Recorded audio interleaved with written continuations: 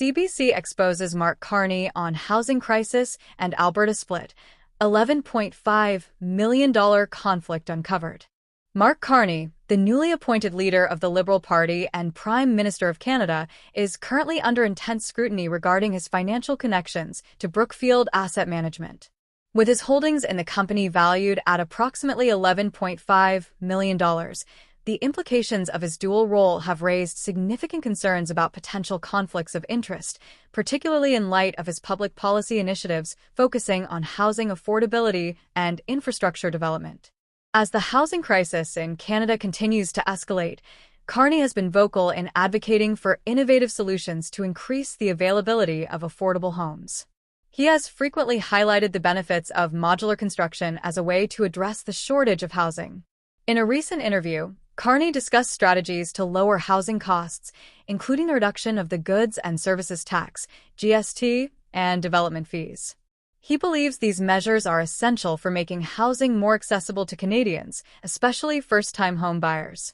Carney's proposals aim to restore a more sustainable house price-to-income ratio by boosting wages and increasing housing supply. He suggests that without a significant reduction in home prices, achieving these goals may be unrealistic. Critics argue that the current housing market dynamics make it challenging to implement such changes effectively. The complexity of the issue has led some to question whether Carney's ambitious plans are feasible in a rapidly changing economic environment.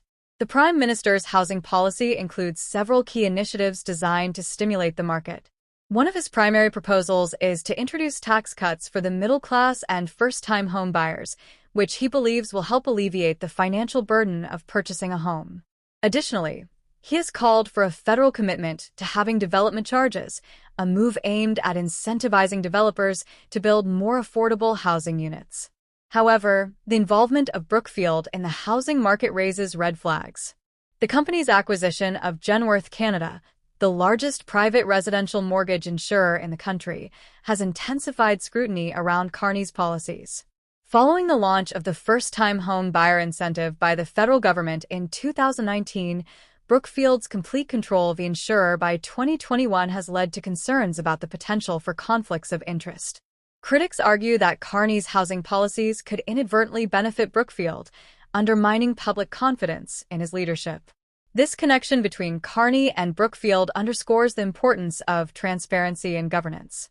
As Carney champions measures that could enhance Brookfield's financial standing, questions arise about whether his actions prioritize the public good or corporate profit.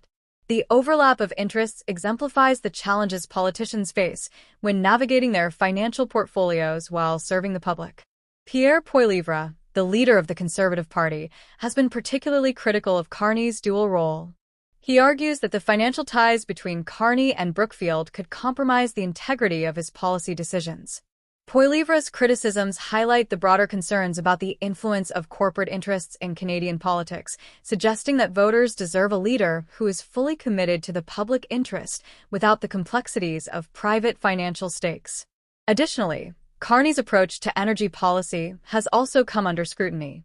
He has expressed support for various infrastructure projects, including pipelines and liquefied natural gas (LNG) facilities, as part of a broader strategy to enhance Canada's energy exports. While Carney promotes the need for energy independence, he emphasizes a vision that extends beyond fossil fuels, integrating renewable energy initiatives and carbon capture technologies into Canada's future energy landscape. Brookfield's involvement in the carbon capture sector further complicates the narrative surrounding Carney's leadership. The company has secured hundreds of millions in funding for carbon capture projects, aligning its business interests with the government's goals for environmental sustainability.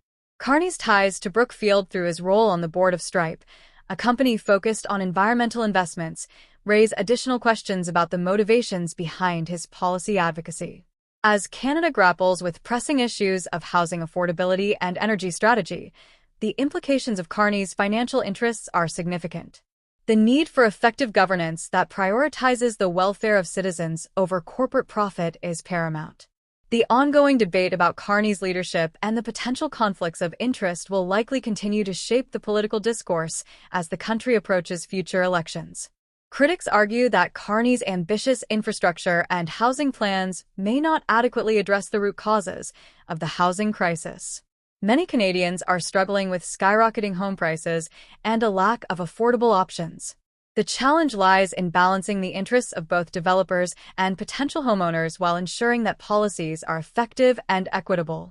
The narrative surrounding Carney's financial ties to Brookfield raises important questions about accountability in Canadian politics. As citizens demand transparency from their leaders, it is essential for Carney to navigate these complexities with integrity. The potential for public distrust looms large if voters perceive that financial interests are influencing policy decisions. In conclusion, Mark Carney's dual role as Prime Minister and a significant shareholder in Brookfield Asset Management poses critical questions about the intersection of public policy and private gain. As he grapples with significant challenges in housing and energy policy, the implications of his financial interests will remain a focal point of public and political debate. The need for a transparent and accountable government has never been more pressing, and the outcomes of Carney's policies will be closely scrutinized in the coming months. Ultimately, the future of Canada's housing market and energy strategy will depend on the ability of its leaders to prioritize the common good over corporate interests. As the political landscape evolves, the balance between fostering economic growth and maintaining ethical governance will be crucial for restoring public trust and confidence in leadership.